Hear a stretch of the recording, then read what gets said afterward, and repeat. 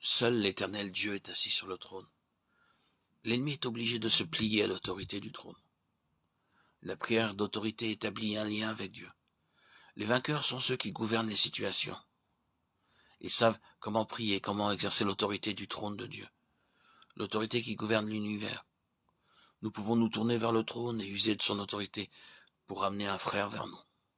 Pour que les vainqueurs exercent l'autorité sur l'Église, le monde et même sur les puissances de l'air, ils doivent être attachés à l'autorité du trône. Quelques frères en Angleterre usèrent de cette autorité du trône pour contrôler les événements politiques. C'est déjà régné sur les nations. La nature de la guerre spirituelle est à la fois offensive et défensive. Le contrôle ne s'exerce pas seulement envers les nations, mais aussi envers l'enfer et ses principautés, autorité, puissance et domination. Puisse le Seigneur nous enseigner comment exercer l'autorité de Christ, car il est la tête de l'Église et toutes choses lui sont assujetties. En exerçant l'autorité de Dieu, nous pouvons également tout placer sous nos pieds. Le passage de Matthieu 18, 18, 19 concernant la prière, les expressions sur la terre et dans le ciel, nous font comprendre qu'il s'agit de la prière qui ordonne. Cette prière est agissante. Elle est une action et non pas une simple demande. Elle ne demande pas à Dieu de lier, elle lie. Cette prière de commandement comporte deux aspects, lier et délier.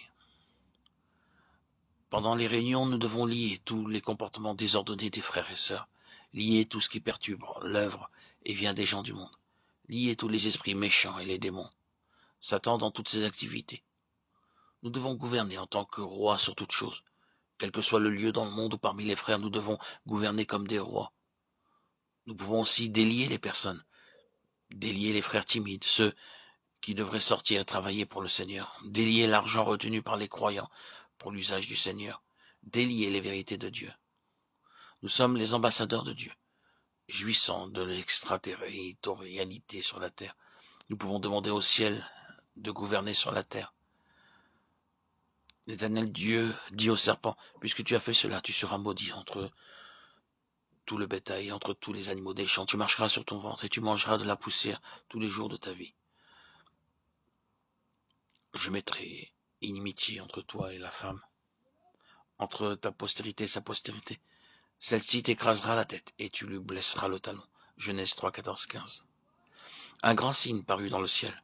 Une femme enveloppée du soleil, la lune sous les pieds et une couronne de 12 étoiles sur sa tête. Elle était enceinte et elle criait étant en travail et dans les douleurs de l'enfantement. Un autre signe parut encore dans le ciel. Et voici c'était un grand dragon rouge ayant 7 têtes et 10 cornes. Et sur ses têtes 7 diadèmes. Sa queue entraînait le tiers des étoiles du ciel et les jetait sur la terre. Le dragon se tint devant la femme qui allait enfanter, afin de dévorer son enfant. Lorsqu'elle aurait enfanté, elle enfanta un fils qui doit paître toutes les nations avec une verge de fer. Et son enfant fut enlevé vers Dieu et vers son trône. Et la femme s'enfuit dans le désert où elle avait un lieu préparé par Dieu, afin qu'elle y fût nourrie pendant 1260 jours. Et il eut guerre dans le ciel. Michel et ses anges combattirent contre le dragon. Et le dragon et ses anges combattirent, mais ils ne furent pas les plus forts, et leur place ne fut plus trouvée dans le ciel. Et il fut précipité, le grand dragon, le serpent ancien, appelé le diable et Satan, celui qui séduit toute la terre. Il fut précipité sur la terre et ses anges furent précipités avec lui. Et j'entendis dans le ciel une voix forte qui disait, « Maintenant le salut est arrivé, la puissance et le règne de notre Dieu, et l'autorité de son Christ. Car il a été précipité l'accusateur de nos frères, celui qui les accusait devant notre Dieu jour et nuit. Ils l'ont vaincu à cause du sang de l'agneau et à cause de la parole de leur témoignage. Et ils n'ont pas aimé leur vie jusqu'à craindre la mort. » Apocalypse 12, 1, 11. Ces deux passages de l'Écriture s'éclairent réciproquement. Le premier se trouve dans le livre qui débute la Bible, tandis que le second passage se situe dans celui qui la termine. Dans Genèse 3, nous voyons le serpent, la femme et la semence, la postérité. Dans Apocalypse 12, les trois sujets sont décrits de nouveau. Le serpent, la femme et le fils mâle.